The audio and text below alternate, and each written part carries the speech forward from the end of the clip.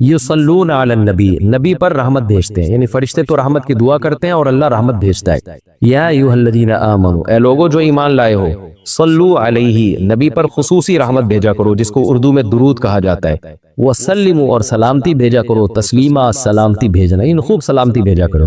تو یہ آیت جب اس آیت کی وجہ سے علماء نے یہ مسئلہ فقہاء نے بیان کیا ہے کہ زندگی بھر میں ایک مرتبہ درود بھیجنا ہر مسلمان پہ فرض ہے، کیونکہ اللہ نے حکم دیا ہے، اور الامر بشیء لا یقتضی التکرار، جب کسی بات کا آرڈر دیا جاتا ہے نا تو ایک دفعہ کرنے سے وہ آرڈر پورا ہو جاتا ہے۔ تو اللہ نے ہمیں درود کا حکم دیا، تو زندگی میں ایک دفعہ بھی اگر ہم درود پڑھ لیں گے تو یہ فرض ادا ہو جائے گا، جیسے کہ کلمہ توحید زندگی میں ایک دفعہ پڑھنا فرض ہے، باقی جتنا پڑھیں اتنا اچھا ہے۔ اور جب کسی مجلس میں نبی صلی اللہ علیہ وسلم کا ذکر کیا جائے تو ایک مرتبہ اس میں درود پڑھنا واجب ہے، فرض نہیں ہے۔ فرض اور واجب ایک اصطلاح ہے، فرض کا مطلب ہوتا ہے جس کی دلیل یقینی اور قطعی ہو، تو چونکہ قرآن نے درود پڑھنے کا حکم دیا تو وہ چونکہ یہ نہیں اللہ نے کہا کہ ہمیشہ پڑھتے رہا کرو، بلکہ پڑھو، تو ایک دفعہ پڑھنا اس قطعی یقینی دلیل کی وجہ سے فرض ہے۔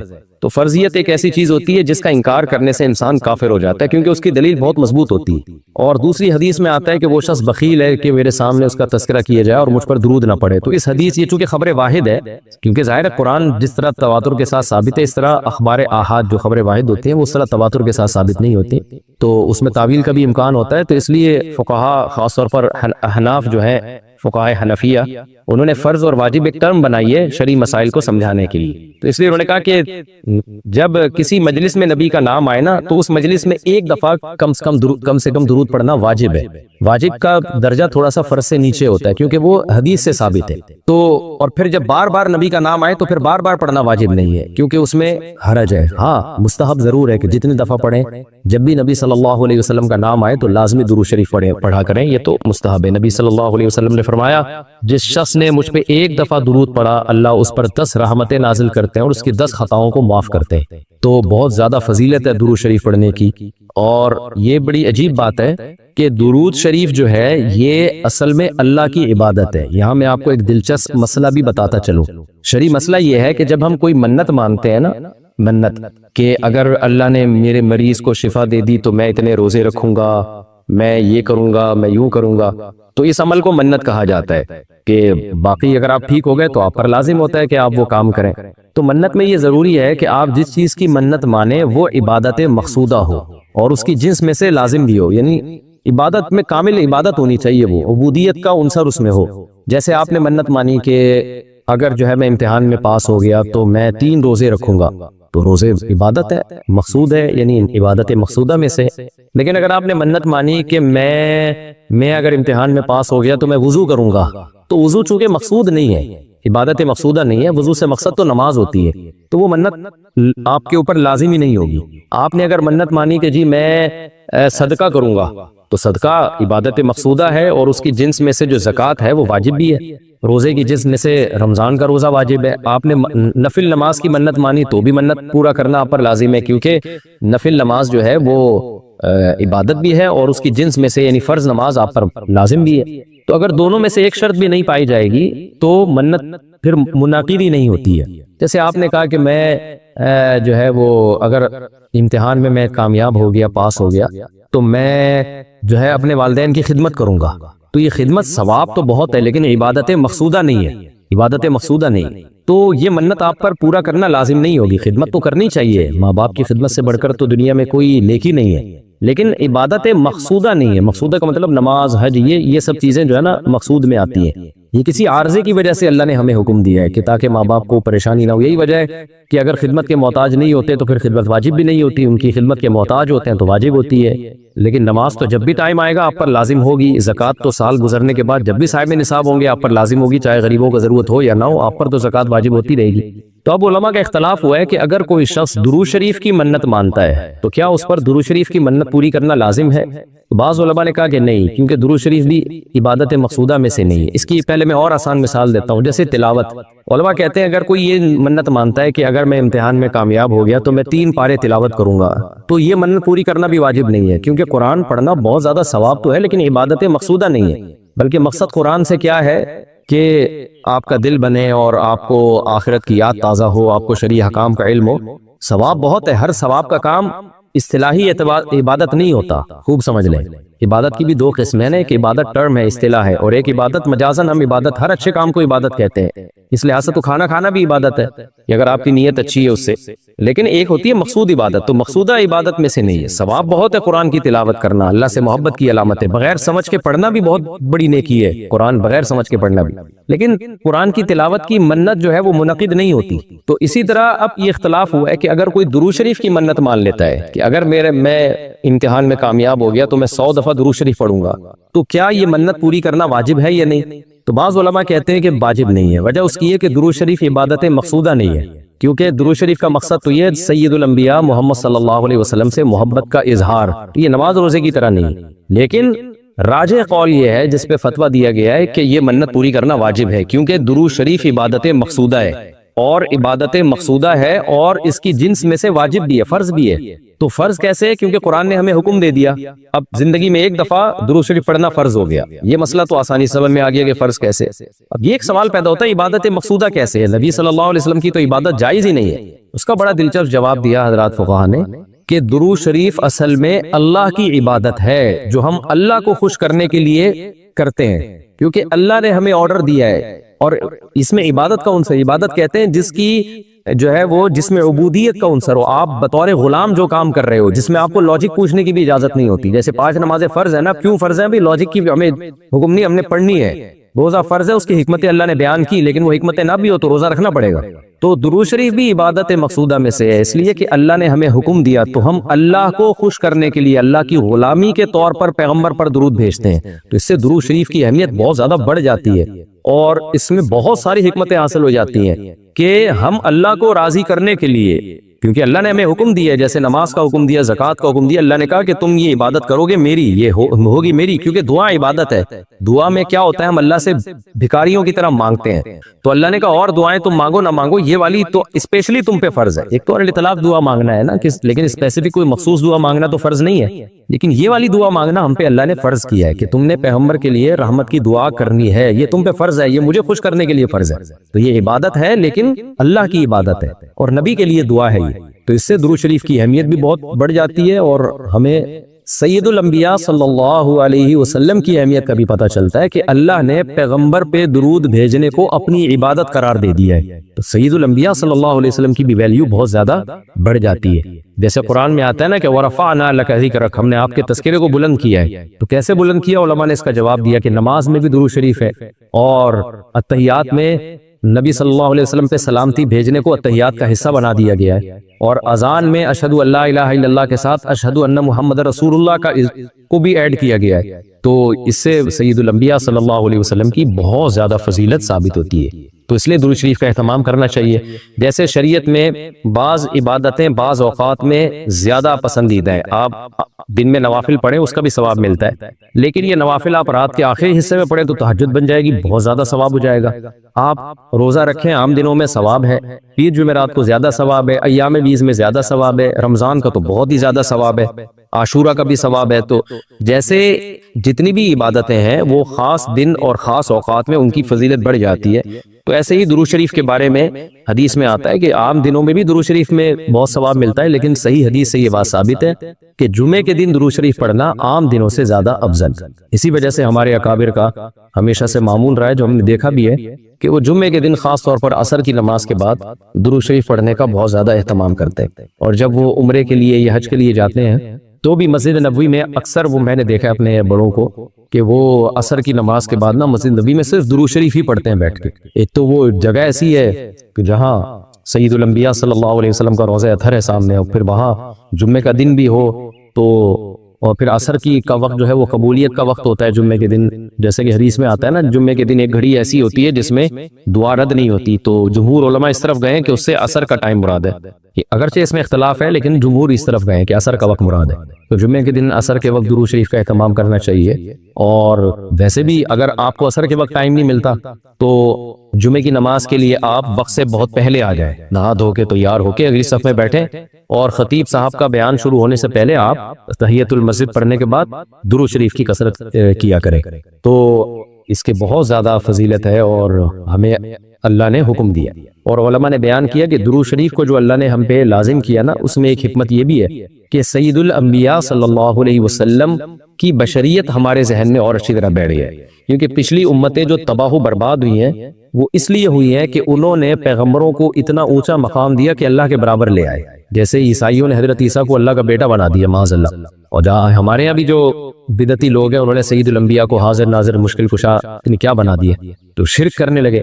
تو درود شریف میں ایک حکمت یہ بھی ہے کہ جب ہم نبی کے لیے دعا کرتے ہیں اللہ تعالیٰ سے کہ اللہ سید الانبیاء پر اپنی خصوصی رحمتیں نازل فرما اور آپ پر سلامتیاں بھیج، تو اس سے ہمیں یہ بھی پتہ چلتا ہے، یہ عقیدہ ہمارے دل میں بیٹھتا ہے کہ محمد صلی اللہ علیہ وسلم بھی اللہ کی رحمت کے محتاج ہیں. تبھی تو ہمیں حکم دیا جا رہا ہے کہ ان کے لیے دعا مانگو. ہاں یہاں ایک اشکال ہو سکتا تھا اس کا کہ بھئی اچھا اس کا مطلب نبی ہماری دعا کے محتاج ہیں، تو نہ نبی ہماری دعا کے محتاج نہیں ہے، اللہ کی رحمت کے محتاج ہے. ہم دعا نہیں بھی مانگیں گے تو اللہ اپنے حبیب صلی اللہ علیہ وسلم پر رحمت بھیجے گا. لیکن اللہ نے ہمیں حکم یہ دیا تاکہ ہماری نظر میں یہ عقیدہ اور اچھی طرح مضبوط ہو جائے کہ تم بھی پیغمبر کے لیے اللہ سے دعا مانگا کرو. اس سے پتہ چلتا ہے پیغمبر تمہاری دعا کے محتاج ہو یا نہ ہو لیکن اللہ کی رحمت کے بہرحال محتاج ہے، اور پیغمبر بھی اس لائق ہیں کہ ان کے لیے دعا مانگی جائے. اور یہ اس سے ان کا مرتبہ کم نہیں ہوتا بلکہ مرتبہ بڑھ جاتا ہے، کیونکہ پیغمبر نے ہمیں یہ سکھایا ہے کہ یا ایھا الناس انتم الفقراء الی اللہ، اے لوگو تم سب کے سب اللہ کے در کے محتاج ہو. اور یہ جو میں نے کہا کہ پیغمبر اس لائق ہیں کہ ان کے لیے دعا مانگی جائے، تو اس کا کوئی یہ مطلب نہ لے کہ پیغمبر ہماری دعا کے محتاج ہے. یہ میں بار بار بتا چکا ہوں، ہماری دعا کے محتاج نہیں ہے، لیکن اللہ تعالیٰ یہ چاہتے ہیں کہ میں پیغمبر پر رحمت بھیجوں، لیکن اس میں امتیوں کا حصہ پڑ گیا. حضرت مولانا اشرف علی تھانوی رحمہ اللہ نے اس کی ایک مثال دی ہے کہ جیسے کسی بادشاہ کو اپنے شہزادے سے بہت زیادہ محبت ہے، وہ ویسے ہی اس کو گفٹ دینا چاہتا ہے، اور آپ کو پتہ ہے کہ اس نے یہ گفٹ دینا ہے، لیکن آپ جا کے بادشاہ سے سفارش کر دیتے ہو کہ بھئی ان کو یہ گفٹ دے دو. اس میں آپ کا مقصد یہ ہوتا ہے کہ بادشاہ نے تو کرنا ہی ہے، تو بادشاہ کے دل میں ہمارا مقام بھی بڑھ جائے گا کہ دیکھو جو کام میں چاہتا ہوں تو یہ بھی مجھ سے وہی چاہتا ہے، اور اس سے نبی صلی اللہ علیہ وسلم سے بھی آپ کا تعلق بڑھ جائے گا، اور یعنی جو شہزادہ ہے نا اس سے بھی تعلق بڑھ جائے گا آپ کا. تو جب ہم اللہ سے دعا مانگتے ہیں نبی کے لیے تو ہمارا اللہ کا ریلیشن بھی بڑھتا ہے، اس سے اللہ خوش ہوتا ہے کہ دیکھو میرے حبیب کے لیے یہ بھی مجھ سے کہہ رہے ہیں رحمت بھیجنے کا، اور سید الانبیاء سے بھی ہمارا تعلق بڑھ جائے گا. قیامت کے دن یہ چیز سفارش میں معاون اور مددگار ہو. جو لوگ دین اور مذہب پہ نہیں چلتے ان کی ایک بری خصلت کا ذکر کیا ہے کہ یہ لوگ جلد باز ہوتے ہیں. اذا مسہ الشر جزوعا، جب انہیں کوئی غم پہنچتا ہے تو بے صبرے ہو جاتے ہیں، مایوسی میں جانے لگتے ہیں، اور جب خوشی پہنچتی ہے، خاص طور پر خوشی کی ایک قسم اللہ نے بیان کی دولت مال، وہ بھی ایک خوشی کا ذریعہ ہے، تو منوعا تو کنجوسی پہ اتر آتے ہیں، یعنی دل اور تنگ ہو جاتا ہے، یہ چاہتے ہیں کہ یہ ڈبل ہو جائے، ڈبل سے اور زیادہ بڑھ جائے. تو اس پر کئی ہفتوں سے بیان چل رہا تھا. فرمایا ان الانسان خلق ہلوعا اذا مسہ الشر جزوعا واذا مسہ الخیر منوعا الا المصلین. یہ قرآن کا جو الا ہے نا یہ بڑا مزیدار ہوتا ہے، یہ ایک تلوار ہے. یہ کیا ہے؟ ایک تلوار ہے کہ چند لوگ ایسے ہیں کہ دیکھیں دو ہی کنڈیشن میں انسان کا پتہ چلتا ہے نا کہ خوشی میں کیسا ہے اور غم میں کیسا ہے. نارمل حالات میں تو سب نارمل ہی ہوتے ہیں، مسئلہ پتہ چلتا ہے جب شادی بیاہوں میں دیکھ لو نا آپے سے باہر آ جاتے ہیں. دیکھا ہے نا آپ نے شادی بیاہوں میں ایک دم لمٹ کو کراس، اور غموں میں بھی لمٹ کراس کرنا شروع کر دیتے ہیں لوگ. تو اللہ تعالیٰ نے الا المصلین فرمایا کچھ لوگ ایسے ہیں جو ایسے نہیں ہیں، جن کے اندر یہ برائیاں نہیں ہیں. وہ غموں میں صبر کرتے ہیں اور خوشیوں میں شکر کرتے ہیں اللہ کا. جب کوئی خوشی ملتی ہے تو اللہ کا شکر کرتے ہیں، جیسے دولت ملی تو ان کے صدقات و خیرات اور زیادہ بڑھ جاتے ہیں، صحت ملی تو اور ان کے اندر تواضع پیدا ہو جاتی ہے. یہ کون لوگ ہیں؟ جو اللہ پر پکا ایمان رکھتے ہیں، جن کو اللہ کے وجود کا یقین ہے، ان کو یقین ہے کہ کسی نے ہمیں بنایا ہے اور وہ ہماری ایک ایک عمل پر مطلع ہے. جو کچھ اس دنیا میں ہوتا ہے اس کی مرضی سے ہوتا ہے، اس کی مرضی کے بغیر کچھ بھی نہیں ہوتا. اگر ہمیں کوئی غم آیا ہے تو یہ اس نے دیا ہے، یہ اتفاق سے نہیں ہوا. سارا مسئلہ پھڈا کھڑا ہوتا ہے جب آپ کس چیز کو بائی چانس سمجھ لیتے ہو. بائی چانس ایسا ہو گیا تو آدمی کہتا ہے یار نہ ہوتا تو کتنا زبردست تھا یار. مثال کے طور پر آپ جا رہے ہو بائک پہ، میں مثالیں بھی وہی دیتا ہوں جو صبح شام خود بھگت رہے ہوتے ہیں. میں مثالیں وہی دیتا ہوں جو صبح شام خود بھگت رہے ہوتے ہیں. آپ بائک پہ جا رہے ہو، کراچی میں ٹینکر ہے، پانی کے ٹینکر ہے نا، ٹینکر مافیا تو ایک بڑا مافیا ہے، آپ کو پتہ ہے. ٹینکر ہے یا کنٹینر ہے، اب کیا ہوا کہ آپ بائک پہ، کئی بائکیں نکل گئیں کنٹینر کے لیفٹ سائڈ سے نا، آپ کا جب نمبر آیا تو اتفاق سے کنٹینر کا جو ٹائر ہے نا وہ کھڈے میں آ گیا اور وہ کنٹینر الٹ گیا آپ کے اوپر. یہ بہت واقعات ہوتے ہیں. باپ بولو گے یار 20 لوگ بائکوں والے نکل گئے یہاں سے ہیں بھائی، میری ہی قسمت تھی کہ یہ کھڈے میں آنا ہے ٹائر اور یہ میرے اوپر ہی گرنا ہے. ہوتا ہے نا واقعات، کوئی پتھر ٹوٹ کے گرا، لینڈ سلائڈنگ ہوتی ہے نا پہاڑوں میں، پتھر لڑکتا لڑکتا لڑکتا لڑکتا آ رہا ہوتا ہے، 20 لوگ نکل گئے، آپ کی قسمت دھڑام سے آپ کی گاڑی کو اڑا دیا. تو ایسے میں انسان کا ذہن یہ کہتا ہے یار یہ تھوڑا سا 1 سیکنڈ آگے پیچھے ہو جاتا تو میں بچ جاتا. یہ چیز انسان کو ٹینشن میں ڈالتی ہے، کاش یہ نہ ہوتا، کاش یہ نہ ہوتا، کاش یہ نہ ہوتا. نبی نے کیا فرمایا؟ یہ جو کاش کا لفظ ہے، لو کا لفظ ہے، اگر مگر کا لفظ ہے، یہ شیطان کا کلمہ ہے.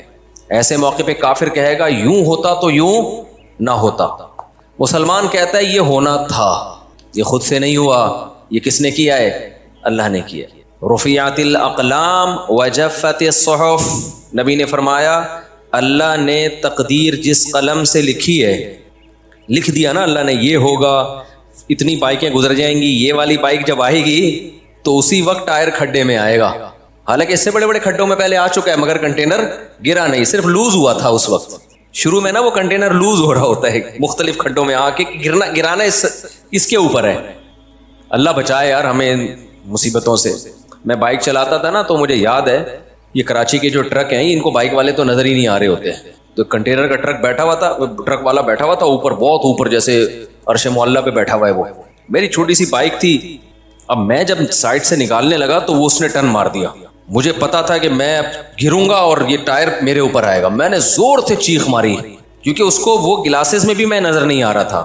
سائڈ گلاسز جو ہوتے ہیں نا وہ بائک والے تو اتنے نیچے ہوتے ہیں، یہ گلاسز میں ان کو قریب والا بائک والا نظر نہیں آتا. میں نے زور سے چیخ ماری تو وہ ڈرائیور جھانک کے اس نے مجھے دیکھا اور زور سے کہکا لگا کے ہنسا. اس نے کہا بچ گیا، یعنی اس کو یہ تھا کہ یار یہ بیچارہ بھی گیا تھا مولانا صاحب. تو ہم کیا کرتے ہیں کہ یار یوں ہو جاتا تو یوں نہ ہوتا، یہ ہو جاتا تو یوں نہ ہوتا. نبی نے فرما دیا رفعت الاقلام.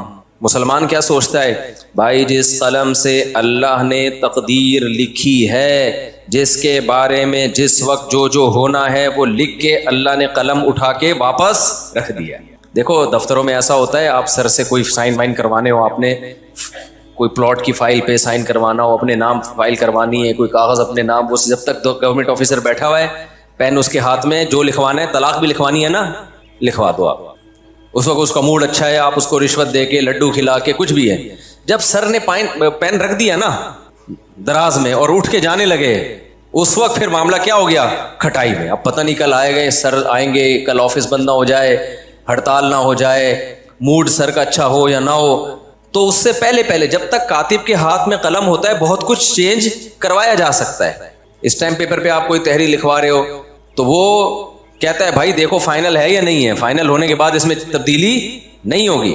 تو نبی صلی اللہ علیہ وسلم نے بھی ہمیں یوں ہی سمجھایا ہے. فرمایا کہ اللہ تعالیٰ نے قلم سے لکھوایا. ہمیں نہ سمجھانے کے لیے مختلف طریقے استعمال کیے گئے ہیں تاکہ ہمیں یہ سمجھ میں آ جائے کہ جو ہوگا نا قیامت تک وہ پہلے سے لکھ دیا گیا ہے، اس میں ذرہ برابر بھی اب تبدیلی ممکن نہیں ہے. اس لیے اس میں اگر مگر کرنا، یوں کر لیتا، یوں ہو جاتا، یوں کر لیتا. اب یہ گیا بھائی، اب یہ پاگل پنے والی باتیں ہیں، سب کچھ ہو چکا ہے. تو یہ سمجھانے کے لیے ہمارے نبی نے فرمایا ہمیں کہ سب سے پہلی جو چیز اللہ نے پیدا کی وہ کیا؟ قلم پیدا کیا. دیکھو کسی بھی ملک میں سب سے پہلے کس کو فوکس کیا جاتا ہے؟ اس کا آئین، کہ ایک کنٹری کی اصولوں پہ چلے گا. جیسے کوئی نیا ملک بنتا ہے، جتنے بھی اسمبلی کے ممبران ہیں بیٹھ کے سب سے پہلے کیا کرتے ہیں؟ آئین لکھو بھائی. یہ نہیں لکھا، ریٹن فارم میں نہیں آیا، زبانی نہیں ہوتا. وہ زبانی تو ہو سکتا ہے یہ کچھ آج ہم نے کسی بات پہ اتفاق کیا، کل کوئی مکر جائے، تو ریٹن میں لے کر آؤ، لکھو اس کو. تو اللہ میاں نے بھی جب اس کائنات کو بنایا، زمین بنی، آسمان بنے، انسانوں کی جو بھی اللہ نے ارادہ کیا، تو اللہ نے سب سے پہلے اس لکھا کہ کیا ہو. بلکہ کائنات کو بنانے سے پہلے کائنات بھی اسی لکھے ہوئے کے نتیجے میں بنی ہے کہ میں ایسے اس نظام کائنات کو بناؤں گا. تو قلم. اور کمال کی بات ہے جیسے پاکستان کا آئین ہے نا کہ سب سے پہلی شک کیا ہے؟ حاکم اعلیٰ کون ہے؟ اللہ. پاکستان کا آئین کیا کہتا ہے؟ حاکم اعلیٰ کون ہے؟ اللہ. پہلی شک یہی ہے یہ بتانے کے لیے کہ آگے جو کچھ ہوگا نا اس کو سامنے رکھ کے قانون سازی ہوگی. یہ بڑی جاندار بات ہے پاکستان کے آئین میں. اسی وجہ سے ہم کہتے ہیں پاکستان ایک اسلامی ملک ہے, کیونکہ آئین بہت جاندار ہے. آگے امپلیمنٹ نہیں ہے اس کا, وہ نہیں ہے. تو اس کا طریقہ یہ نہیں ہے کہ آئین کے خلاف آپ آواز اٹھاؤ. اس کا طریقہ یہ ہے کہ آپ بولو بھائی آئین کے مطابق یہ قانون غلط ہے, اس میں آپ کی بات بھی سنی جائے گی, اس میں تبدیلی بھی ہو سکتی ہے. جیسے عدالتی خلا, وہ قرآن و سنت کے خلاف ہے جو آج کل عدالتی خلا چل رہا ہے. تو اس میں آپ یہ نہیں کہ پاکستان غیر اسلامی ملک ہے, آپ بولے پاکستان اسلامی ملک ہے. تو جب اسلامی ملک ہے تو اس میں عدالتی خلا غلط کیوں بنا ہوا ہے؟ لوگ بے وقوفی پتہ ہے کیا کر رہے ہیں, مذہبی اسکالر ٹی وی میں آ کے کہہ رہے ہیں یہ طاغوتی نظام یہاں پہ نافذ ہے, یہاں پہ غیر اسلامی نظام نافذ ہے. بھائی صاحب اس سے تو آپ فیور کر رہے ہو ان قوتوں کو جو چاہتی ہیں کہ اسلام نہ آئے. آپ نے تو کہہ دیا کہ غیر اسلامی ہے, وہ کہیں گے ہم تو کہہ رہے ہیں غیر اسلامی ہے, تو پھر تم مولوی لوگ جو ٹوپیاں پہنی ہوئے یہاں سے کیا کرو, نکلو. یہ بالکل ایسا ہی ہے جیسے قائد اعظم کو لوگ سیکولر ثابت کرنے کی کوشش کرتے ہیں, وہ تو سیکولر تھے. تو اس سے مقصد کیا ہوتا ہے, یہ بتانا کہ بانی پاکستان سیکولر تھے, لہذا یہ اسٹیٹ بھی کیا ہے, سیکولر ہے. اسی وجہ سے علماء کہتے ہیں نہیں بھائی وہ سیکولر نہیں تھے, ان کا نظریہ تھا دو قومی نظریہ اور پھر اسلام کے نام پہ ملک. یہ تو انہوں نے آواز اٹھائی تھی, اگر وہ سیکولر ہوتے تو اسلام کے نام پہ کنٹری کیوں بناتے؟ وہ جو بین الاقوامی عدالت میں مقدمہ چلا ہے, وہ مقدمہ یہ چلا ہے مسلمانوں کو ایک الگ کنٹری چاہیے جہاں وہ اسلامی تعلیمات کے مطابق فیصلہ کریں. تو کوئی سیکولر آدمی اس طرح کا مطالبہ کر سکتا ہے؟ اس مطالبے سے پتہ چلتا ہے. تو کچھ نعرے بڑے زہریلے ہوتے ہیں, دیکھنے میں کیا لگ رہے ہوتے ہیں, بڑے اٹریکٹیو. تو جو لوگ یہ کہتے ہیں نا پاکستان سیکولر اسٹیٹ ہے, وہ پسے پردہ بیڑا غرق کر رہے ہیں مذہب کا. کہنے میں تو وہ بڑے اچھے لگتے ہیں, یار دیکھو یہ سیکولر, یہ اس کا مطلب یہ سیکولر مان لیں پھر ہم اسلام کے لیے اس میں کوشش کریں گے. نہ نہ نہ, آپ نے سیکولر مان لیا تو اب اسلام کے لیے اس میں کوشش نہیں ہو سکتی. جیسے ہندوستان ایک سیکولر اسٹیٹ ہے نا, تو اگر مسلمان مان لیں کہ انڈیا سیکولر اسٹیٹ ہے تو پھر اسلامی نظام کی بات کر سکیں گے وہاں پہ؟ نہیں کر سکیں, کوئی بھی نہیں سنے گا. تو اس لیے خوب اپنا کانسیپٹ کو کلیئر کرو. جب بھی کوئی کہتا ہے پاکستان ایک غیر اسلامی ملک ہے, یہ غلط. اس میں کچھ مخلص لوگ بھی ہیں لیکن ان کو پتہ نہیں کہ ہمارے اس ورڈنگ کا نتیجہ کیا نکلے گا, وہ بے وقوفی والی بات کر رہے ہوتے ہیں. تو یہ اپنا کانسیپٹ کلیئر رکھیں, پاکستان اسلامی ہے, اسلامی تھا اور اسلامی رہے گا. کسی کا باپ بھی اس کو سیکولر اسٹیٹ انشاءاللہ نہیں بنا, ہم بننے بھی نہیں دیں گے. تو آئین ہمارا 100% اسلامی ہے. ہاں یہ بات ضرور ہے کہ گورنمنٹ کو جب گڑبڑ کرنی ہوتی ہے, غیر اسلامی لا پاس کرنا ہوتا ہے, تو لیبل کس کا لگا دیا جاتا ہے, اسلام کا. لیبل اسلام کا لگا دیا جاتا ہے. تو اس پہ اسمبلی میں آواز اٹھائی جا سکتی ہے, اس پہ وفاقی شرعی عدالت میں آواز اٹھائی جا سکتی ہے. وفاقی شرعی عدالت بنی ہوئی ہے, آپ اس میں کیس کریں کہ یہ قانون غیر اسلامی ہے جس پہ لیبل کس کا لگ گیا ہے, اسلام کا. تو لا قانون آپ کا ساتھ دے گا اس میں, سمجھتے ہو. آپ قرآن و سنت سے ثابت کر دو دلائل کی دنیا میں. حضرت مفتی تقی عثمانی صاحب جب تک وفاقی شرعی عدالت کے جج تھے, درجنوں قوانین جو غیر اسلامی تھے ان کو اسلامی بنا دیا گیا تھا. کسی سیکولر اسٹیٹ میں ایسا ممکن نہیں. آپ امریکہ میں کیس کر کے دیکھو, کوئی شرعی عدالت ہی نہیں ہے وہاں پہ. آپ بولو جی یہ غیر اسلامی قانون ہے, اس کے خلاف ہم آواز اٹھاتے ہیں, وہ کہیں گے بھائی تو غیر اسلامی ہے تو یہ ملک غیر اسلامی ہے. اسلامی کس نے کہا کہ یہ ملک ہے؟ لیکن یہاں میں ممبر پہ بیٹھ کے بار بار چیختا ہوں نا کہ عدالتی خلا غیر اسلامی, عدالتی خلا غیر اسلامی. کیوں مجھے یہ چیخنے کا حق ہے؟ تو اسلامی ملک میں تو میں چیخ سکتا ہوں, غیر اسلامی کنٹری میں اس طرح آواز نہیں اٹھا سکتا. تو اسلامی ہے تبھی تو آواز اٹھا رہا ہوں. نہیں یہی میرا خیال ہے بات. دیکھو ایک مسلمان نماز نہیں پڑھتا, آپ اس کو بولتے ہو ابے تو کلمہ گو ہے, نماز کیوں نہیں پڑھتا, چیخ رہے ہو, چلا رہے ہو, اس کا مطلب آپ اس کو مسلمان مان رہے ہو. ہاں مسلمانوں والی ایک کام نہیں کر رہی ہے, تو مسلمان مان رہے ہو. اب وہ نماز نہیں پڑھ رہا اور آپ کہہ رہے ہو نماز پڑھو نماز پڑھو. کسی نے کہا یہ کافر کا بچہ ہے یہ, کیونکہ نماز نہیں پڑھتا, یہ کام اس کے سارے کافروں والے. دیکھو کافر بھی نماز نہیں پڑھتے, یہ بھی نماز نہیں پڑھتا, تو یہ مسلمان کہاں سے ہو گیا؟ تو ہم اس سے اس کو فیور دے رہے ہیں. اس کا مطلب اب ہم اس کو نماز کا کہہ ہی نہیں سکتے. اسی طرح پاکستان میں بہت سارے کام غیر اسلامی ہیں لیکن کنٹری کیا ہے, اسلامی ہے. تو ان غیر اسلامی کاموں کے خلاف آواز اٹھائی جائے گی, اور آواز اسی بیس پہ اٹھائی جائے گی کہ ہم اس ملک کو اسلامی مان رہے ہیں. اگر مانیں گے ہی نہیں تو پھر آواز تھوڑی اٹھائی جائے گی. مسلمان کو نماز کا کہا جائے گا, کافر کو نماز کا نہیں کہا جاتا. تو ہوتا ہی ہے کہ جو اسمبلیوں میں بیٹھے ہوئے لوگ ہیں, جب اپنی مرضی کا کوئی الٹا قانون نافذ کرنا ہوتا ہے اس پہ کیا لگا دیا جاتا ہے, اسلام کا لیبل. تو یہ گڑبڑ ہو رہی ہے. تو اس کے لیے ضیاء الحق کے دور میں ایک بڑا خاندانی کام ہوا تھا, وفاقی شرعی عدالت بنی تھی کہ بھائی جو قانون آپ کو لگے نا غیر اسلامی, آپ اس میں کیس کرو. جب آپ کیس کرو گے, ثابت کر دو, تو وہ کل عدم ہو جائے گا. لیکن یہ کام ہو نہیں رہا ہے, اور یہ کام عوام کے دباؤ کے بغیر بھی نہیں ہوتا. بعض بہت مشکل سے چینج ہوتے ہیں قوانین, چھوٹے موٹے تو آسانی سے ہو جاتے ہیں, کچھ قوانین ایسے ہوتے ہیں ان میں بین الاقوامی دباؤ ہوتا ہے. جیسے یہ عدالتی خلا کا جو مسئلہ ہے نا, یہ بین الاقوامی دباؤ ہے حکومت پہ کہ بھئی یہ عورتوں کو طلاق کا حق دینا ہے, بھلے تمہارا خاندانی نظام تباہ ہو جائے, برباد ہو جائے, ہمیں اس سے کوئی لینا دینا نہیں ہے, بس حق دے دو. جب چاہے جو عورت کو کوئی میاں 6 بچوں کے بعد بھی اگر اس کو غفار پسند آ رہا ہے تو وہ جائے. اب یہ باہر کا دباؤ ہے. اب یہ وفاقی شرعی عدالت میں آپ چینج کروا سکتے ہیں, لیکن اس کے لیے عوام میں کا دباؤ ضروری ہے. اسمبلیوں میں بیٹھے ہوئے لوگ دیکھیں بھئی عوام اس کو سیریس لے رہی ہے, روڈوں پہ نکلے لوگ. تو یہ کام ہے دینی سیاسی جماعتوں کا. سیکولر سیاسی جماعتیں کریں گی نہیں, ان کو اس سے غرض نہیں ہے. تو یہ کس کا کام ہے؟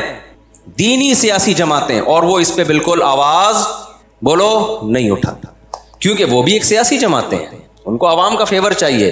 عوام اگر یہ آواز اٹھائے گی تو وہ بھی اٹھا لیں گے, عوام آواز نہیں اٹھائے گی تو وہ بھی نہیں اٹھائیں گے. تو عوام اٹھا ہی نہیں رہی ہے. تو ہم جو ممبر پہ چیخ رہے ہیں نا عوام کو بیدار کرنے کے لیے کہ تم سوشل میڈیا پہ آواز اٹھاؤ, یہ عدالتی خلا جو آج کل چل رہا ہے ہم نہیں مانتے, یہ غیر اسلامی ہے, وکیلوں کو ڈراؤ. آج بھی ایک ایڈوکیٹ آئے تھے, ان کو میں نے ڈرایا, میں نے کہا یہ عدالتی خلا جو آپ لوگوں نے دھندے لگائے, میں کہہ رہے بھائی میں تو خلا کا کیس ہی نہیں لیتا, میں کیوں اپنے کھاتے میں زنا ڈالوں. کچھ لوگ ڈر گئے. الحمدللہ پشاور سے ایک ایڈوکیٹ آئے, انہوں نے کہا کہ میں نے 10 سال سے اس کے خلاف آواز اٹھا رہا ہوں. سمجھ رہے ہیں, 10 سال سے کہہ رہے میں بھی نہیں یہ کرتا, مجھے ڈر لگتا ہے, اللہ کو میں نے کیا جواب دینا. بیوی کسی اور کی ہے, جج صاحب نے پکڑا دی غفار کو. وسیم کی بیوی تھی, جج نے اٹھا کے غفار کو. ایک جج آئے تھے بہت بڑے, میں پورا ان کو مینشن نہیں کروں گا کسی کی پرسنل باتوں کو, وہ مجھ سے بہت بحث کر رہے تھے اس پہ, عدالتی خلا عورت کو نہیں رہنا چاہتی. میں نے کہا بھائی صاحب آپ کیا بات کر رہے ہو, جج صاحب آپ اپنی بیوی کو طلاق دو, دوسروں کی بیویوں کو آپ طلاق مت دو. ایک دم نہ وہ ان کے کان کھڑے ہو گئے. یار یہ ان کو لگا کلک کیا, ان کو یہ کیا لگا ان کو. جیسے ایک مولانا صاحب تھے جو میٹھا کھانے کے اکثر مولانا لوگ شوقین ہوتے ہیں, تو بیمار تھے نا, ایسے مرنے لگے نا, بالکل جان نکل رہی تھی ان کی. کوئی آ کے کہہ رہے ہیں ان کو پیناڈول کھلاؤ, کوئی کہہ رہے ہیں ان کو ٹیکا لگاؤ, کوئی کہہ رہے ہیں ان کو یہ کرو, کوئی کہہ رہا ہے یہ کرو. ایک نے کہا دودھ جلیبی کھلاؤ, ایک دم کلک کیا ان کو, ایک دم ان کی آنکھیں کیا ہو گئیں, کھل گئی, اٹھ کے بیٹھ گئے. بولے بھائی یہ کیا کہہ رہا ہے. تو کچھ چیزیں انسان کو ایک دم کیا کرتی ہیں, دلائل سے بات سمجھ میں نہیں آ رہی ہوتی, تو ایسا اسٹائل اختیار کرنا پڑتا ہے کہ وہ ایک دم کلک کر جائے, ٹھا کر کے لگے اس کی کھوپڑی میں جا کے.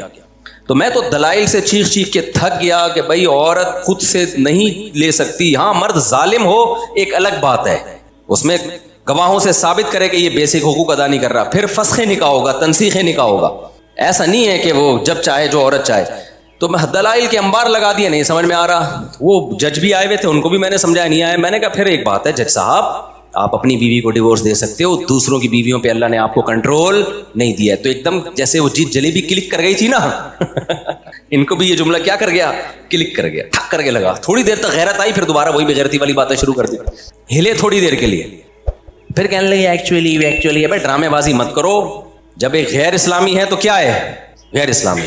یہ ایکچولی باتیں امریکہ میں آپ کر سکتے ہو اسمبلیوں میں. جب آپ نے لا آپ کا یہ ہے کہ اسلام کے منافی قانون نہیں بنے گا, تو اس پہ بحث نہیں ہوگی عقل کیا کہتی ہے, بحث اس پہ ہوگی کہ اس بارے میں اسلام کیا کہتا ہے. پھر میں نے کہا اگر آپ کو اسلام سمجھ میں نہیں آتا نا, تو عقل بھی یہی کہتی ہے, کیونکہ اگر بیوی کو اس طرح سے ڈیورس کا حق دے دیا جائے جیسے عدالتوں نے دیا ہے, تو میں نے کہا مجھے وہ باریک لکیر دکھا دو, بتا دو کہ کون سی حد ہے جس سے ہم فرق کریں میاں بیوی میں اور گرل فرینڈ اور بوائے فرینڈ میں. پھر فرق کیا رہ گیا. نہیں ہے بات سمجھ, سوائے ڈاکومنٹیشن کا. بھائی گرل فرینڈ کو بھی ہر وقت بریک اپ کا حق حاصل ہوتا ہے کہ نہیں ہوتا, تو بیوی کو بھی ہے. تو پھر بس نام کا فرق ہو گیا کہ یہ کاغذ میں بیوی لکھی ہوئی ہے, اس کو لکھا ہوا ہے, اور اس کو کاغذ میں گرل فرینڈ لکھا ہوا ہے, یا کوئی کاغذ ہی نہیں ہے. تو کاغذ تھوڑی ہے جس سے پتہ چلتا ہے. جب کاغذ نہیں ہوتے تھے تو کیا میاں بیوی بلوچستان میں KPK میں گاؤں دیہاتوں میں تو بہت سے نکاح جن کا کوئی کاغذ سرے سے ہے ہی نہیں, تو وہ کیا میاں بیوی نہیں ہے. تو بیوی میں اور گرل فرینڈ میں فرق یہ ہوتا ہے کہ بیوی کے پاس آنے کا حق ہے, جانے کا حق نہیں ہے, اور گرل فرینڈ کے پاس آنے کا بھی حق ہے اور جب چاہے جانے کا بھی حق ہے.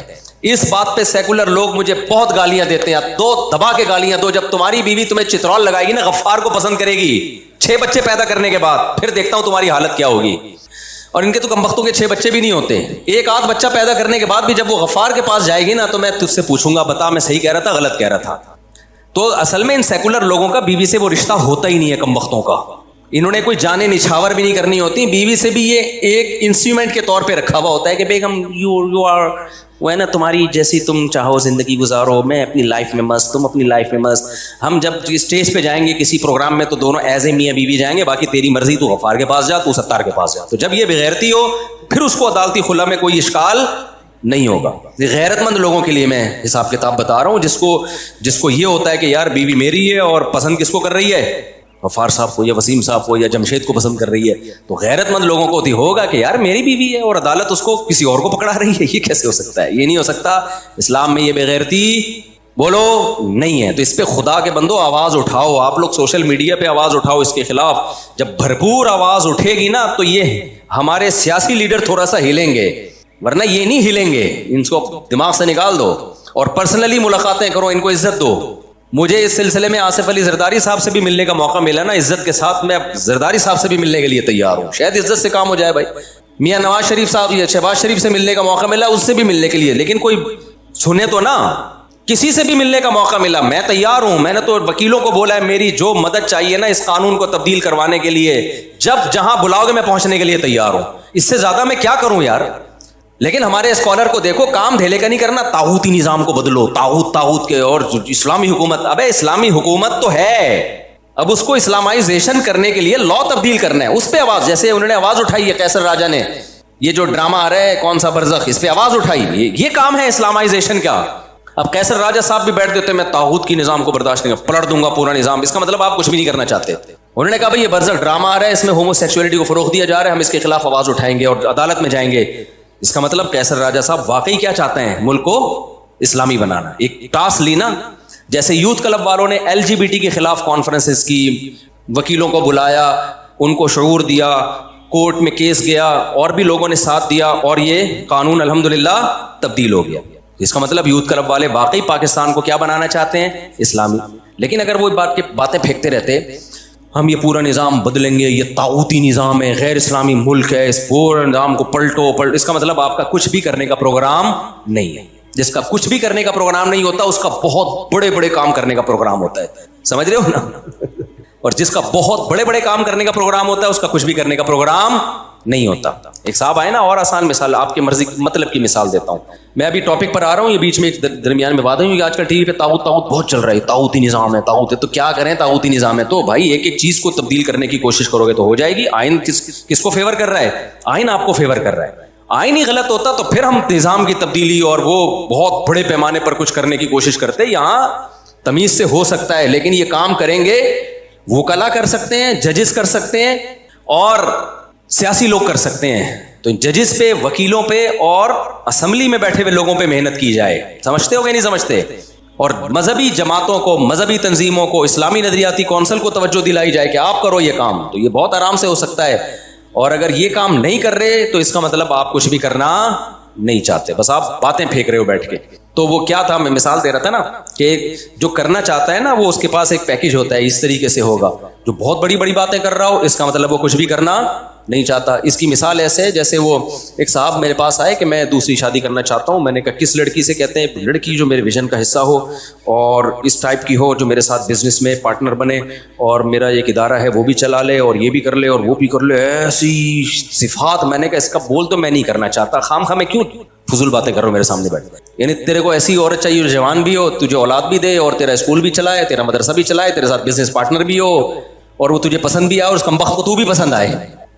تو جس نے نہیں کرنی ہوتی وہ کیا کرتا ہے, باتیں پھینکنے پر گورنمنٹ کی طرف سے کوئی پابندی نہیں ہے. ہمارے ایک دوست تھے جاننے والے, جب میں یہ بیانات آتا ہے تو نیچے کچھ خواتین کے کمنٹس آتے ہیں, یہ نہیں سدھرے گا, میرے بارے میں لکھا ہوتا ہے. یہ ہر بیان میں دوسری شادی کہیں نہ کہیں سے کھینچ کے لے. ایک انٹرویو میں ایک پوڈ کاسٹ میں خاتون سے پوچھا گیا, وہ خاتون میرے خلاف بول رہی تھی ہر وقت شادیاں کرتے ہیں, تو اس نے کہا اب تو ان کی 4 ہو گئی. کہتی ہیں ابھی بھی کر رہے ہیں باتیں, یہ ہو گئی ہیں پھر بھی پتہ نہیں کیا شوق ہے ان کو باتیں کرنے کا. تو اس پہ کسی نے کمنٹس لکھے ہوتے ہیں اس طرح کے کلپ پہ نا کہ یہ نہیں سدھرے گا. جن کو میرے بیان سے تکلیف ہو رہی ہے نا, انہوں نے نیچے کمنٹس کیا ہوتے ہیں, یہ مولوی, یہ مفتی نہیں سدھرے گا. تو واقعی میں نہیں سدھروں گا, میں بہت بگڑا ہوا ہوں. تو میں بولتا رہوں گا موت تک, مثالیں بھی میں دیتا رہوں گا اس کی. تو وہ کیا ہے, وہ میں بتا رہا تھا نا کہ ہمارے ایک جاننے والے ایک استاذ ہیں, عالم بھی ہیں, وہ ایسے نا بیٹھے ہوئے تھے کرسی پہ ٹیک لگا کے نا, اکثر میں نے دیکھا اسی طرح بیٹھے ہوتے تھے وہ. تو مجھے کہنے لگے کہ نسوار ان کے منہ میں تھی, پشتو اسپیکنگ ہے, مجھے کہنے لگے یار تم نے پتہ نہیں کیسے کر لی, ہماری تو کوئی دوسری بھی نہیں ہو رہی. تو میں نے ان کی نقل اتاری نا, میں کرسی پہ ایسے کر کے بیٹھ گیا, یوں کر کے نا ایسے کر کے تھوڑا نسوار والا میں نے وہ بنایا چہرہ. میں نے کہا اس طرح نہیں ہوگی, جب آپ کے پاس آؤ ادھر ہی بیٹھے ہوئے ہوگے اور کہہ رہے پتہ نہیں کیوں نہیں ہو رہی. ایسے تھوڑی ہوتی ہے بھائی, ہلنا جلنا پڑتا ہے, کیا خیال ہے, رشتہ تلاش کرنا پڑتا ہے, جانا پڑتا ہے, تو یہ کیا اس طرح. تو میں نے کہا پہلی ہو گئی, اس پہ اللہ کا شکر ادا کرو. تو میرے بھائی طاغوت کی بات کرنا, نظام کی تبدیلی کی بات کرنا بہت آسان, کوشش کرنا بہت مشکل ہے. تو کوشش, آئین آپ کو فیور کر رہا ہے, آئین کس کے ساتھ ہے, مذہبی لوگوں کے ساتھ ہے, کہ اتنی خاندانی شق آئین میں ڈل گئی ہے کہ قرآن و سنت کے اگینسٹ کوئی لا نہیں بنے گا. اب ہماری اسمبلی 100% بھی سیکولر ہو جائے نا, قانون کے ہاتھوں آگے مجبور ہو جاتی ہے. دیکھو جنرل مشرف تو بہت ایک سیکولر سا آدمی تھا, اس نے بھی کچھ الٹے قوانین جب نافذ کیے ہیں نا, تو پہلے مولویوں کو بٹھا کے نا, اپنی مرضی کے سرکاری مولویوں کو بٹھا کے ٹاک شاک پہ اس کو مشرف و اسلام کرنے کی کوشش کی ہے اس نے, کیونکہ اس کو پتا تھا کہ یار کتنا ہی الٹا قانون میں نافذ کروں لیکن مجھے قرآن و سنت کا سہارا لینا پڑے گا, مجھے کوئی لیبل لگانا پڑے گا. تو یہ خود اس کی علامت ہے بھائی, لوگ غلط ہیں, ملک غلط نہیں ہے, جو امپلیمنٹ کرنے والے ہیں وہ 2 نمبریاں کرتے ہیں, ملک غلط نہیں ہے. تو تمیز سے آپ جب کام کرو گے, قانون لا آپ کا ساتھ دے گا, کورٹ آپ کا ساتھ دے گی اگر آپ تمیز سے کام کرنے کی کوشش کرو گے, لیکن وہ ہو نہیں رہا ہے.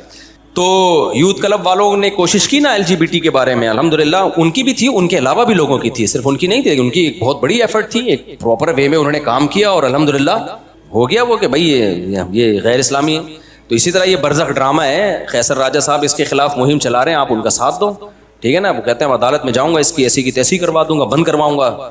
تو یہ ایک طریقہ ہے, کیونکہ لا کس کا, یہی اگر انڈیا میں چل رہا ہوتا, امریکہ میں چل رہا ہوتا, پھر آپ کچھ بھی نہیں کر سکتے. دیکھو کینیڈا میں, امریکہ میں, UK میں اسکولوں میں بچوں کو ہومو سیکشولیٹی سکھائی جا رہی ہے باقاعدہ, وہاں آپ کورٹ میں اس کے خلاف آواز نہیں اٹھا سکتے. پاکستان میں سکھائی جائے تو آپ کورٹ میں اس کے خلاف آواز اٹھا سکتے ہو, سمجھتے ہو, آواز اٹھا سکتے ہو.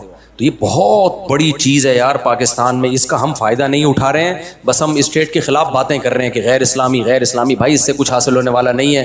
اور KPK کا جو لا ہے وہ اور زیادہ, اس کی تو بہت ساری جزیات اسلام کے اور زیادہ قریب ہیں, تو اس میں تو اور زیادہ آسانی سے ہو سکتا ہے. لیکن وہی بات ہے, ہم کوشش نہیں کرتے, ہماری دینی سیاسی جماعتیں کوشش نہیں کرتی ہیں, اور جو اسلامی نظریاتی کونسل ہے ان سے بھی مجھے کچھ اشکالات ہیں, انہوں نے 20 دفعہ توجہ دلائی ہے, نہیں ہو رہا حساب کتاب.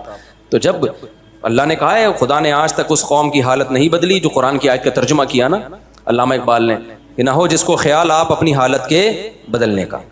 علامہ اقبال تھے, پتہ نہیں الطاف حسین حالی تھے, کن کا شعر ہے یہ, کہ جس قوم کو خود لوگ دیندار لوگ ہی اس پہ نہیں چاہتے ہیں تو پھر کہاں سے ہوگا, بس بیٹھ کے باتیں کرتے رہو. تو کہاں سے کہاں نکل لی ہم بھائی, کیا بات کر رہے تھے ہم, یہ بات کر رہے تھے کہ یہاں کہاں سے گیا میں, تو بیان کچھ اور لے کے چلا تھا نا. ابے ریٹن فارم, ہاں یہ ریٹن پہ بات آئی تھی, آپ نے صحیح بات. تو میں عرض کر رہا تھا کہ جب کوئی ملک بنتا ہے تو لکھا جاتا ہے آئین کو. تو اللہ میاں نے بھی جب کائنات بنانے کا ارادہ کیا, حدیث میں آتا ہے سب سے پہلے اللہ نے قلم کو پیدا کیا اور قلم سے کہا لکھ, اب لکھا جا رہا ہے. اللہ کو یہ لکھنے کی ضرورت نہیں تھی کہ حاکم اعلیٰ اللہ ہے, یہ لکھنے کی اللہ کو ضرورت بولو ہے نہیں, کیونکہ اللہ خود ہی بنا رہا ہے نا, تو خود ہی ہے سب کچھ. اللہ کو یہ لکھنے کی ضرورت تھی کہ میں جو قانون سازی آگے کروں گا وہ کس اصول کے تحت. جیسے پاکستان میں لکھ دیا گیا حاکم اعلیٰ اللہ ہے, اور یہ اس میں مولانا شبیر احمد عثمانی کی بڑی ایفرٹس ہیں, سمجھتے ہو. اور صبح شام علماء دیوبند کو گالیاں لوگ دینے والے بہت ہیں, لیکن اس میں علماء کی قائد اعظم سے ملاقاتیں تھیں اور ان کی محنت تھی, جس کے نتیجے میں سب سے پہلی شق کیا آئی ہے, حاکم اعلیٰ کون ہے, اللہ ہے. یہ بڑا خاندانی کام علماء نے کروا لیا تھا, بر صغیر کے علماء نے. تو اب اسی شق کے نیچے سارے اصول طے ہوں گے. تو اللہ میاں نے کیا کیا بھائی, اللہ نے کہا میرا تو کوئی اسمبلی نہیں ہے, میں خود ہی قانون بنا رہا ہوں کہ اس کو کیسے چلایا جائے گا. تو اللہ میاں نے اپنے آپ کو پابند کیا سب سے پہلے, کہ میں جو قانون سازی کروں گا, جو میرے بندوں سے معاملات ہوں گے, مخلوق سے معاملات ہوں گے, وہ اس اصول کے تحت ہوں گے. وہ اصول اللہ نے کیا لکھا, سبقت رحمتی غضبی, میری رحمت میرے غصے پر غالب رہے گی. کیا مزہ آ گیا کہ نہیں آ گیا. اللہ نے یہ نہیں لکھا, اگر لکھ دیتے مجھے غصہ ہی نہیں آئے گا تو پھر سب کچھ ہمارے لیے حلال ہو جاتا. نہ قوم عاد تباہ ہوتی, نہ قوم سمود تباہ ہوتی, قوم لوط ابھی تک چل رہی ہوتی, اللہ بچائے. اس قانون کی ہمیں ضرورت ہی نہیں ہوتی کینسل کرانے کی, کیا خیال ہے. تو پھر تو سارے جرائم ہوتے, کوئی سزا ہی نہیں ہوتی. تو اللہ نے یہ نہیں کہا. پھر اللہ یہ بھی کہہ سکتے تھے کہ میرا غصہ میری رحمت پہ غالب ہوگا, رحمت بھی ہوگی غصہ بھی ہوگا, لیکن غصہ زیادہ ہوگا رحمت کم, تو بھی ہمارا پروگرام برباد ہو چکا ہوتا, کیونکہ کوئی نہ کوئی غلطی تو ہر ایک سے ہوتی ہے. تو اللہ کو اس پہ غصہ آتا, اللہ کو سزا تھوڑی سی بھی دے دیتا نا اللہ تعالیٰ, تو وہ تھوڑی سی بھی ہمارے لیے عبرت کے لیے کافی ہو جاتی. تو اللہ نے کہا کہ نہ میری رحمت ہمیشہ میرے غصے سے کہاں رہے گی, آگے آگے.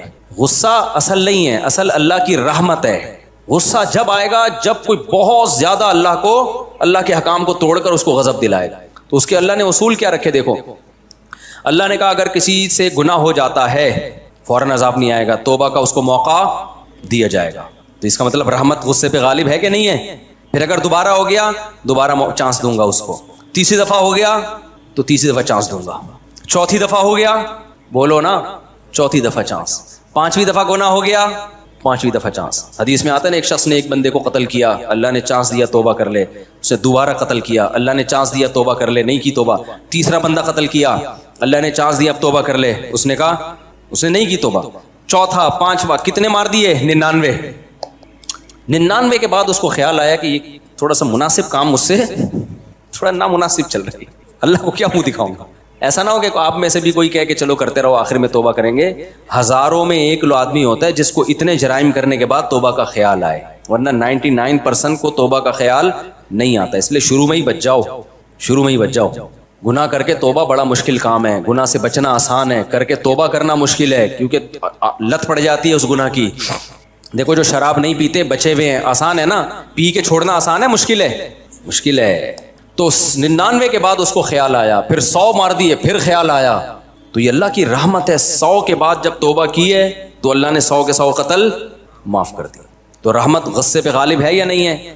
لیکن اللہ نے کہا کہ اگر موت کا وقت آ گیا نا تیرا اور اب تو توبہ کر رہا ہے, اب معاف نہیں, کیونکہ اب بھی اگر معافی کا آپشن ہو پھر تو سارے کریں گے, تو پھر اس کا مطلب اللہ میں غضب ہے ہی نہیں. تو اللہ نے ایک شق جو لکھی تھی وہ یہ نہیں لکھی تھی کہ میں ہمیشہ رحم ہی کروں گا, غصہ نہیں کروں گا. اس میں غصے کا تذکرہ تھا, لیکن کہا کہ رحمت غصے پر غالب رہے گی. تو اب اگر کوئی موت کے وقت توبہ کرتا ہے, کیونکہ موت کے وقت تو عالم برزخ نظر آنا شروع ہو جاتا ہے, فرشتے اور عذاب آنکھوں سے دیکھنا شروع کر دیتا ہے. دیکھنے کے بعد تو فرعون بھی ایمان لے آیا تھا بھائی, ہزاروں بچوں کا قاتل 20 دفعہ سمجھایا گیا, موسیٰ کلیم اللہ کو بھیجا گیا, اتنے بڑے پیغمبر کو معجزے دکھائے گئے, سب کچھ, اس کی کھوپڑی میں بات نہیں آئی. بتایا کہ اب بھی توبہ کر لے.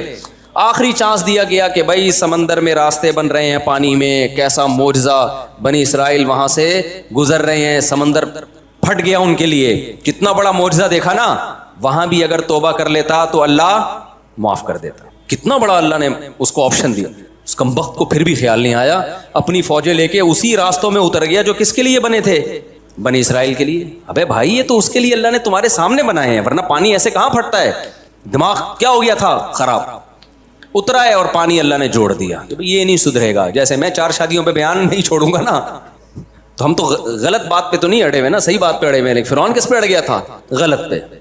تو فرشتوں نے بول دیا یہ نہیں سدھرے گا, یہ نہیں. اور واقعی جو برے لوگ ہوتے ہیں ایک حد تک جانے کے بعد پھر ان میں سدھرنے کا چانس ختم. اللہ تو توبہ کے لیے ہر وقت تیار بیٹھا ہے, لیکن پھر بندے کا چانس ختم, بندہ کرتا نہیں ہے توبہ. تو پھر کیا ہوا ہے, اللہ نے سمندر کو ملا دیا. جب ملایا ہے تو فرعون کا جب پانی حلق میں جانا شروع ہوا, فرعون نے کیا کہا, آمنت انہ لا الہ الا الذی آمنت بہ بنو اسرائیل. ہمارے استاذ جب اس آیت کا ترجمہ کرتے, ہمیں درس جب قرآن ہم پڑھا رہے تھے نا ہمیں قرآن مدرسے میں, تو وہ اس آیت کے بڑا مزہ لے کے ترجمہ کرتے تھے. فرماتے تھے کہ دیکھو ساری زندگی فرعون ایمان نہیں لایا, مرتے ہوئے لائے تو بڑی ڈیٹیل سے لایا ایمان. انہو, یہ ہو ضمیر شان ہے. جو عربی گرامر جاننے والے طلبہ ہیں ان کو پتہ ہے ضمیر شان کسے کہتے ہیں. اس کا ترجمہ یہ ہوتا ہے کہ قصہ یہ ہے, کہ بات یہ ہے, کہ اس کو ضمیر قصہ بھی کہتے ہیں. یعنی جب آپ کوئی بات شروع کرنے سے پہلے تمہید باندھتے ہیں نا کہ ایکچولی بات یہ ہے کہ, تو اس کے لیے ہو ضمیر لائی جاتی ہے, اس کا کوئی مرجع نہیں ہوتا. تو فرعون سے موسیٰ علیہ السلام ساری زندگی یہ مطالبہ کرتے رہے کہ تو ایک دفعہ زبان سے کہہ دے آمنت باللہ, میں کس پر ایمان لایا, اللہ پر. یہ سینٹنس زبان سے نکال دے. فرعون اتنا سا مختصر جملہ بھی زبان سے نکالنے کے لیے پوری زندگی تیار نہیں ہوا, بلکہ اوٹ پٹانگ باتیں کرتا رہا. لعلی ابلغ الاسباب, لاؤ سیڑھیاں لے کر آؤ, میں ذرا آسمان پہ چڑھ کے دیکھوں. اطلع الی الہ موسیٰ, موسیٰ کے خدا کو جھانک کے دیکھوں ہے بھی یا نہیں ہے. اس طرح کی فضول باتیں کرتا تھا جیسے آج کل ملحد لوگ کرتے ہیں کہ اللہ نظر کیوں نہیں آتا. ساری زندگی اوٹ پٹانگ باتیں کرتا رہا، اور جب پانی منہ میں جانے لگا ہے اس کو پتا چلا اب ہم گئے، تو کیا کہتا ہے؟ آمنتُ انہ، میں ایمان لایا، بات نہیں، ایک اور جگہ کا انہ، وہ آیت میرے ذہن سے نکل رہی ہے اس وقت، کہ آمنتُ انہ لا الہ الا الذی آمنت بہ بنو اسرائیل، میں ایمان لایا اس بات پر، انہ کہ بات یہ ہے کہ اس اللہ کے سوا کوئی معبود نہیں ہے جس پر بنی اسرائیل ایمان لے کر آئے ہیں۔ تو اس سے پہلے اس نے ضمیر شان لا کے پوری تمہید باندھی ہے، بات یہ ہے کہ، ٹھیک ہے نا۔ تو ہمارے استاد فرمایا کرتے تھے کہ گویا فرعون بزبان حال یہ کہہ رہا تھا فرشتوں کو، بھائی ایک منٹ ذرا ٹھہرو، بات تو سنو، ٹھیک ہے نا، بات یہ ہے کہ ایکچولی بات یہ، اس کی مثال ہے جب ہم کسی چور کو پکڑ کے چترول لگاتے ہیں نا، رنگے ہاتھوں پکڑا گیا ہو، تو وہ یہ نہیں کہتا میں چور نہیں ہوں، اس کو پتا یہ تو رنگے ہاتھوں چوری کرتے ہوئے پکڑا گیا ہے، تو وہ کیا کہتا ہے؟ بھائی بات یہ ہے کہ بات تو سنو یار، یعنی تم کچھ تھوڑے ٹائم کے لیے رکو گے تو میں آگے ایکسپلین کروں گا، تو یہ بات یہ ہے کہ مطلب یہ ہوتا ہے بات آگے آ رہی ہے تو مجھے مارو نہیں، پہلے ذرا میری بات سنو، پھر وہ آگے کچھ کوئی بھی کہانی بنا رہا ہوتا ہے کہ ٹھیک ہے میں نے یہ چیز اٹھائی ہے لیکن ایکچولی ہوا یہ تھا، یہ کچھ بھی کس سے سنائے گا نا آگے، لیکن وہ جو بات شروع کرتا ہے وہ کس سے کرتا ہے؟ بھئی بات یہ ہے کہ بات تو سنو، بات تو جیسے گھر میں جھگڑا ہو رہا ہوتا ہے نا، آپ کہتے ہیں بات تو سنو، ریلیکس، آر یو ریلیکسنگ؟ وہ ایک آدمی سمندر کے کنارے لیٹا ہوا تھا، تو ایسے کرتا پہن کے نا بڑے مزے سے، تو ایک شخص کیا آر یو ریلیکسنگ؟ اس نے کہا نو، اس کو بڑا اشکال ہوا کہ ریلیکس تو کر رہا ہے، پتہ نہیں کیوں منع کر رہا ہے کہ آئی ایم ناٹ ریلیکسنگ۔ دوسرا کہ آر یو ریلیکسنگ؟ کہتے ہیں نو آئی ایم ناٹ ریلیکسنگ۔ تو پھر تو کیا کر رہے ہیں یہاں اتنے مزے سے لیٹا ہوا ہے، ہم تو یہ سمجھ رہے کہ ریلیکس ہو رہا ہے تو۔ تیسرا آیا are you relaxing? No I am not relaxing. چوتھے نے بولا بھائی اتنے لوگ آ کے تجھ سے پوچھ رہے ہیں آر یو ریلیکسنگ تو بول دے، کہتے ہیں میں I am Sanjeet Singh, I am not relaxing. نہیں یہ بات میرا خیال ہے سمجھ، کہتے ہیں آئی ایم سنجیت سنگھ بھائی، آئی ایم ناٹ ریلیکسنگ۔ تو یہ خیر بیچ میں ویسے ہی ایک رائتا اور چٹنی کے طور پہ آپ نے دیکھا ہوگا جب کھانا چل رہا ہوتا ہے تو بیچ میں چٹنی کے طور پہ، اس کا بیان سے کوئی تعلق نہیں ہے۔ تو فرعون نے کیا کہا؟ بھائی تھوڑا ریلیکس، کیا کرو بھائی؟ ریلیکس ریلیکس، ابھی کیوں ڈبو کے مجھے مار رہے ہو یار، تھوڑا کیا کرو ریلیکس۔ بات یہ ہے کہ اس کا مقصد کیا تھا؟ تھوڑا فرشتوں کو کیا کرنا چاہ رہا تھا؟ ریلیکس۔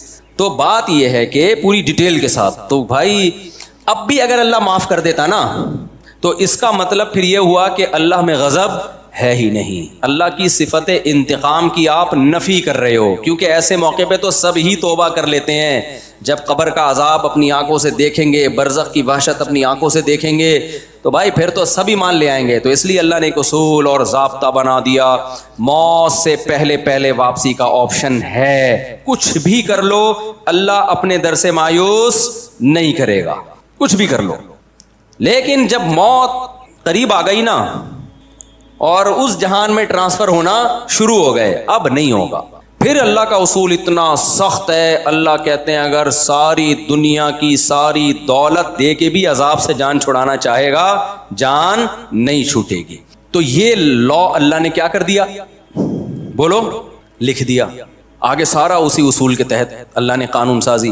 تو بات اس پہ چل رہی تھی کہ انہی میں اللہ نے لکھ دیا تھا کس کا جو ہے نا ٹرک اتنی بائکیں گزر جائیں گی، اور جب یہ گزرے گا تو جو کھڈوں میں ٹائر آ کے اوپر کا کنٹینر لوز ہوا تھا نا تو وہ اسی سلسلے میں لوز ہوا تھا، صحیح، وہ ہم نے لوز کس سلسلے میں کیا تھا؟ اس سلسلے میں کیا تھا کہ اس کے اوپر گرے، اس کو مارنا تھا ہم نے۔ تو اب جب اللہ بچائے ہم سب کو ایسے حادثوں سے، تو پھر ہم کہہ رہے تھے ہائے یوں ہوتا تو یوں ہوتا، بھائی جو مقدر میں تھا ہو گیا۔ ہاں اسلام یہ نہیں کہتا کہ آپ کھڈوں کے خلاف آواز نہ اٹھائیں کہ یہ کھڈا تو مقدر میں لکھا ہوا تھا اور اس کنٹینر نے تو گرنا تھا، ہم تو چونکہ اسباب کے مکلف ہیں اس لیے ہم نے اسباب کامیابی کے اختیار کرنے ہیں، کامیابی نہ ہو تو ہم نے کیا کرنا ہے؟ صبر کرنا ہے۔ سمجھتے ہو کہ نہیں سمجھتے ہو؟ اسباب تو کامیابی کے اختیار، تو حکومت کے خلاف تو احتجاج ہوگا۔ میں بار بار نا لوگ میرے بیانات کو چلا رہے ہیں وہ کہ میں نے کہا ہے نا کہ حکومت کے خلاف بغاوت جائز نہیں، تو لوگ کہہ رہے ہیں دیکھو بنگلہ دیشیوں نے بغاوت کی تو کامیاب ہو گئے۔ ہم مسلح بغاوت کے قائل نہیں ہیں، بنگلہ دیشیوں والی بغاوت کے ہم خلاف نہیں ہیں، وہ والی تو کرو، اس سے تمہیں کس نے منع کیا ہے؟ ٹھیک ہے نا؟ نہیں آئی میرا خیال ہے بات۔ میرے بیان پہ بہت سارے لوگ یہ کمنٹس کر رہے ہیں کہ مفتی صاحب کہتے ہیں اسٹیٹ کے خلاف بغاوت مت کرو، تو دیکھو مفتی صاحب اسٹیٹ کے پٹھو بن گئے، اور مفتی صاحب نے کہا جو بغاوت کامیاب نہیں ہوتی اس میں خون خرابہ ہوتا ہے، تو دیکھو حسینہ واجد کے خلاف بغاوت ہوئی نا بنگلہ دیش میں، کامیاب ہوئی کہ نہیں ہوئی؟ اور بنگلہ دیش کا اس کو فائدہ کتنا ہوا؟ کتنے جماعت اسلامی کے پرانے بوڑھے جو جیلوں میں پڑے ہوئے تھے چھوڑ دیے گئے، ان کی جان بخشی ہو گئی، اور ایک ایسی حکومت آ گئی جو انڈیا کے کنٹرول میں نہیں ہے. پہلے تو پورا انڈیا ہی چلا رہا تھا اس کو، تو ایک آزاد حکومت آ گئی وغیرہ وغیرہ. دیو مفتی صاحب کی بات غلط ثابت ہو گئی. مفتی صاحب کی بات آپ نے سمجھی نہیں ہے تو غلط کہاں سے ثابت ہو گئی؟ مفتی صاحب جو میں کہہ رہا ہوں کہ بغاوت مت کرو، اس سے ٹھاٹھا والی بغاوت ہے، مسلح دھماکے، سل قتل و غارت ہے، لوگوں کی لاشیں بکھریں گی، لوگوں کا نقصان ہوگا، اور پھر گورنمنٹ بھی کرے گی سب کچھ، اسٹیبلشمنٹ کرے گی تمہارے خلاف. قتل و غارت کا بازار کم ہونے کے بجائے گرم ہو جائے گا. پھر اس کا فائدہ کون اٹھائے گا؟ اسلام دشمن قوتیں ہیں. تو یہ آپ کے ہاتھ، باغیوں کے ہاتھ میں نہیں آ جائے گا یہ ملک، یہ چلے جائے گا اسلام دشمن قوتوں کے ہاتھ میں. باقی جو بنگلہ دیش والوں نے احتجاج کیا ہے وہ بندوقوں بموں والا احتجاج نہیں ہے، اس احتجاج کے تو ہم قائل ہیں. کراچی کی عوام وہ والا احتجاج نہیں کر رہی، تبھی تو پٹ رہی ہے. سمجھ میں آ رہی ہے بات کہ نہیں آ رہی؟ تو تمہارے گٹر کے ڈھکن کبھی بھی نہیں لگیں گے. تم ڈھکن لیس زندگی میں ہی کراچی والوں زندگی گزارو. تم یہ احتجاج کو تو ہم قائل ہیں بھائی، یہ والا تو کرنا چاہیے.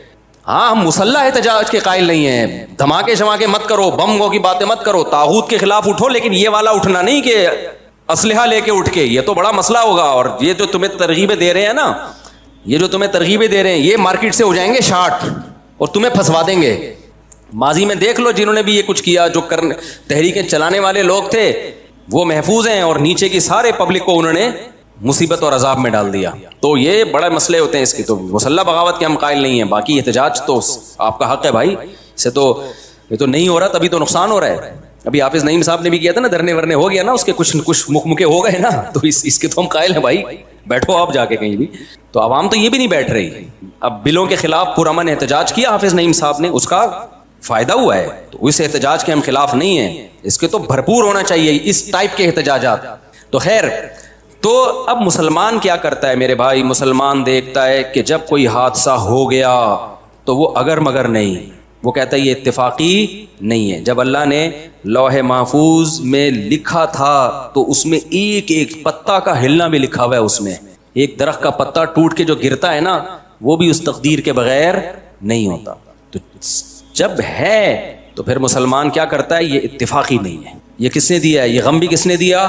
اللہ نے. یہ خوشی بھی کس نے دی؟ اللہ نے.